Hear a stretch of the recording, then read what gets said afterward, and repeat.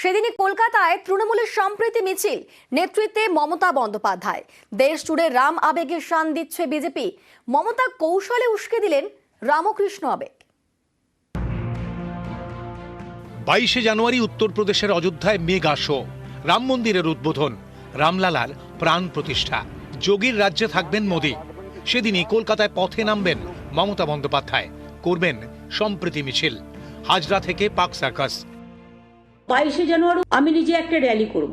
আমি প্রথমে নিজে কালী মন্দিরে যাব। আমি মা কালীকে পুজো দিয়ে হাজরা থেকে সর্বধর্মের মানুষকে নিয়ে মিছিল করে পার্ক সার্কাস ময়দানে গিয়ে আমরা একটা মিটিং করব।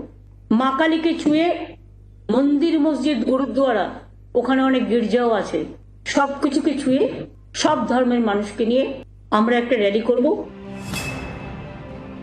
আমি কোনো পাল্টা করছি না, আমি কোনো প্রতিবাদ করছি না, এটা আমার দলের প্রোগ্রাম।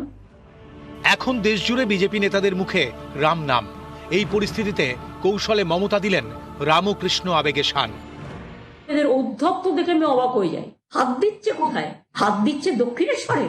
কদিন বাদে বলবে কালীঘাটটা ভেঙে দাও, শুনবো না। যদি আমায় বলে কোনো নাকোদা মসজিদ ভেঙে দাও, আমি থোড়াই শুনবো। 16 মসজিদের গেটও আমাদের করা। এগুলো মানতে আমি বাধ্য নই, মানতে রাজি নই। এই হচ্ছে স্কাইওয়াক। এই স্কাইওয়াক ধরে হাঁটলেই পৌঁছে যাওয়া যায় দক্ষিণেশ্বর মন্দির। বাঙালির কাছে দক্ষিণেশ্বর মন্দির মানে শুধু ভবতারিণীর মন্দির নয়, দক্ষিণেশ্বর মানে শ্রীরামকৃষ্ণ, স্বামী বিবেকানন্দ। দক্ষিণেশ্বর নিয়ে বাঙালির পাহাড় সমান আবেগ। রাজনৈতিক মহলের একাংশের মতে এই আবেগই এদিন উস্কে দিলেন মমতা বন্দ্যোপাধ্যায়। দেশ জুড়ে রাম মন্দির নিয়ে আলোচনার মাঝে এদিন দক্ষিণেশ্বরের কথা বলে কৌশলে রামকৃষ্ণ আবেগে শান দিলেন। নিউজ 18 বাংলা।